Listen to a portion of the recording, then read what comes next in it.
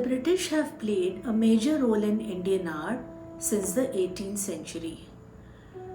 They arrived in India as traders and established the East India Company in 1600 CE. The power of the British slowly grew as they established colonies and became politically extremely strong. India finally came under British rule in 1858 and remained so till the country gained independence in 1947. Since the late 18th century, a large number of British artists came to India attracted by its picturesque beauty. There were landscape artists as well as portrait artists. Landscape artists such as William Hodges and the uncle and nephew team of Thomas and William Daniel traveled all over the countryside capturing different scenes of India. Portrait artists such as Tilly Kettle and Johann Zoffany also painted a large number of portraits, particularly of British officials as well as Indian rulers. One of the first artists to arrive in India was James Wales. James Wales sailed to Bombay, from where he went to Pune, and he was responsible for painting the portraits of the Peshwa ruler Madhavrao Peshwa and his able minister Nana Fadnavis. He has also painted a portrait of Mahatma Sindhia.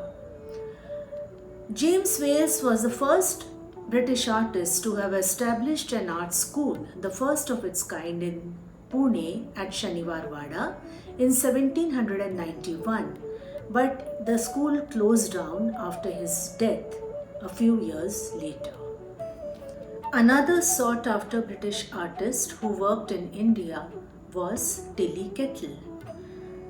Tilly Kettle's self-portrait can be seen here to the left, while the work to the right is that of a dancing girl with a hookah, a well-known work. Tilly Kettle has painted several portraits of Indian rulers, which include the Nawabs of Mysore, Aundh and Arcot.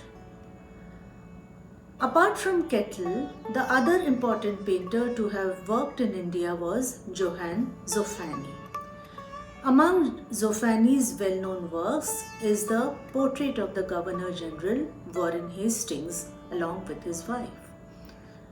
The work to the right is a self-portrait of Johann Zoffany himself.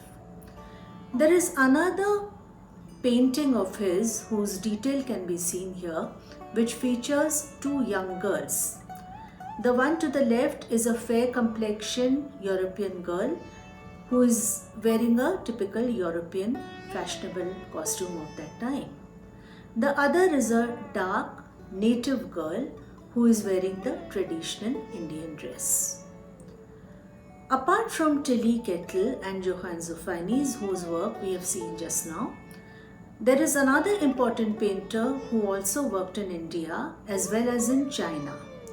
This was George Chinnery. George Chinnery is known for his works like the portrait of Colonel Woodburn of the Bengal Artillery.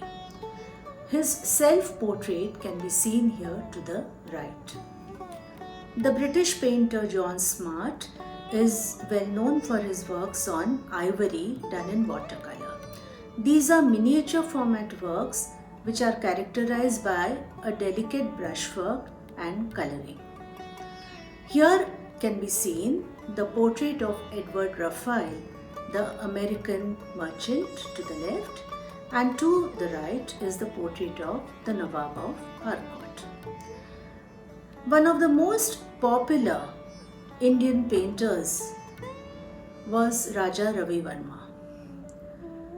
Raja Ravi Verma was born in Kerala at a place called Kilimanur in 1848, and he was related to the royal family of Travancore. It was here that he came across the works of the European painter Theodor Jensen and learned the techniques of oil painting. Ravi Verma was to paint mythological as well as religious themes in his career, as well as a large number of portraits. Ravi Verma was patronized by many rulers such as the ruler of Baroda, the Raja of Baroda, Mysore, and so on. Seen here are a few of his royal portraits. The British established art schools in India beginning from Madras in 1850, followed by Calcutta in 1854, then Bombay in 1857, and finally Lahore in 1875. The syllabus of these art schools was based on European models with great emphasis on realism. From Calcutta, one can note the work of the famous portrait artist Atul Bose. Atul Bose was trained in the Calcutta School of Art and became a successful portrait painter in the city. Here are works of the famous social reformer Raja Ram Mohan Roy. Another work, a drawing of the educator Ashutosh Mukherjee, and the portrait of Rani Gogi Devi Birla, a drawing to the right. The Nobel laureate and internationally acclaimed poet and writer Gurudev Rabindranath Tagore established the art school Kala Bhavan in Shanti Niketan in 1919. The art training imparted here was based on indigenous styles inspired by the classical Indian art forms such as those of Ajanta and Indian miniatures. One of the most important painters of the Bengal school was Abanindranath Tagore. Tagore received his formal training at the Calcutta School of Art. Here is a portrait that of the artist's mother painted in the Bengal school wash technique. It also has a floral border and some arabesques inspired by Mughal miniatures. Another important artist of the Bengal school was Ram Kinkar Baij, the painter and sculptor. He was trained under the famous artist and teacher Nandalal Bose at Shantiniketan. The work to the left is a portrait of Rabindranath Tagore done in his inimitable bold style. The two works to the right, one a sculpture and the other a painting, are portraits of his muse Maharaj Binodini Devi of Manipur. The painting on the right was painted on an extremely rough surface of a gunny cloth in oils. The poet Rabindranath Tagore himself took to painting fairly late in his life after he had crossed the age of 60.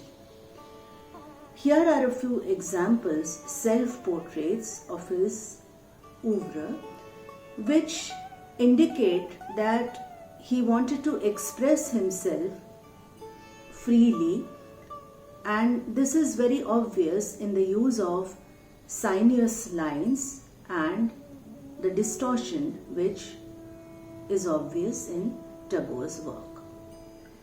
Sir J.J. School of Art in Mumbai, erstwhile Bombay, produced many artists of remarkable talent from the 19th century onwards.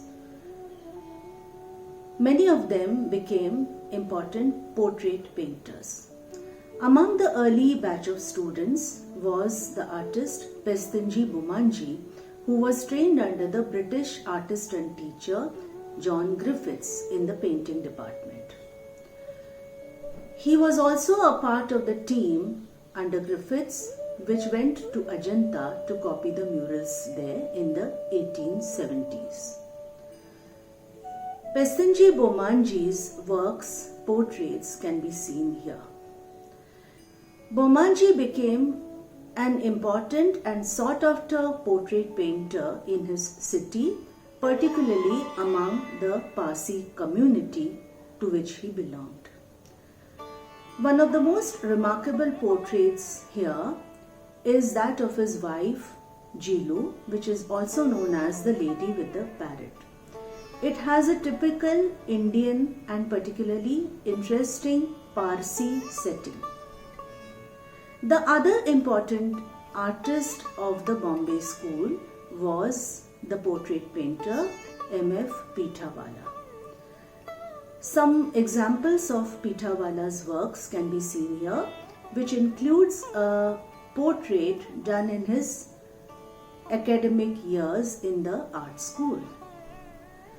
Pitawala, along with Bomanji, painted a large number of portraits in Bombay, and he also won the prestigious Bombay Art Society Award 3 times for his portraits.